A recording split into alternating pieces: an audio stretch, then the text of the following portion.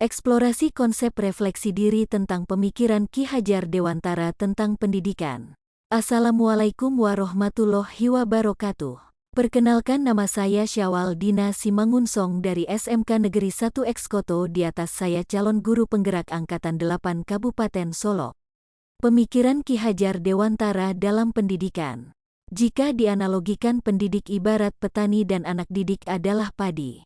Baik buruknya pertumbuhan padi tergantung cara petani memelihara tanaman padi mereka. Memberinya pupuk adalah salah satu cara padi tersebut dapat tumbuh dengan baik. Begitu juga dengan anak didik, baik buruknya tumbuh kembang mereka tergantung cara pendidik menuntunnya.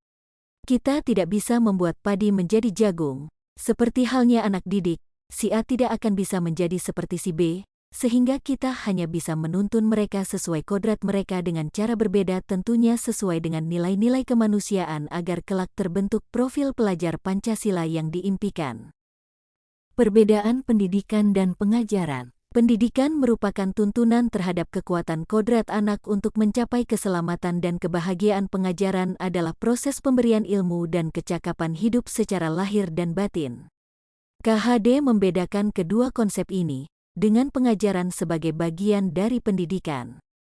Pendidikan harus mempertimbangkan 1. Kodrat keadaan, 2. Kodrat zaman. Maksudnya adalah segala kepentingan anak-anak didik, baik mengenai hidup diri pribadinya maupun hidup kemasyarakatannya, jangan sampai meninggalkan segala kepentingan yang berhubungan dengan kodrat keadaan, baik pada alam maupun zaman. Sistem pendidikan di ruang kelas akan terlaksana secara efektif apabila kita memperhatikan asas Trikon dari Ki Hajar Dewantara.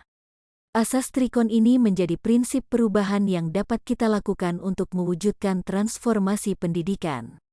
Asas Trikon terdiri dari 1.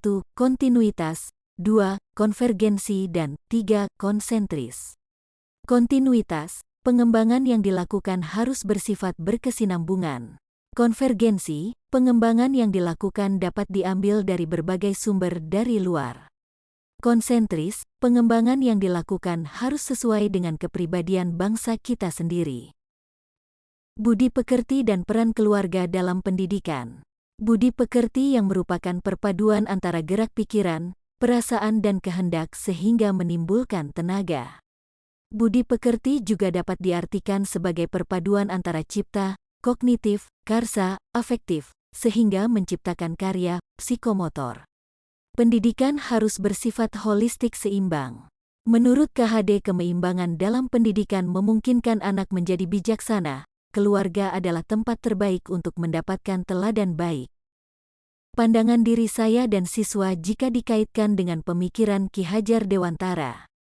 Sebagai pendidik, jika dikaitkan dengan pemikiran Ki Hajar Dewantara, saya mengadopsi pendekatan holistik yang menghargai keunikan dan potensi setiap individu.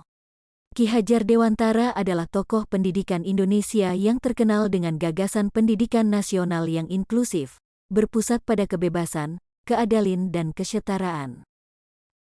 Dalam pandangan Ki Hajar Dewantara, pendidikan seharusnya tidak hanya fokus pada pengetahuan akademik semata, tetapi juga memperhatikan pengembangan moral, karakter, kreativitas dan kemampuan praktis siswa. Saya berusaha untuk mengintegrasikan nilai-nilai ini dalam pendekatan pembelajaran saya.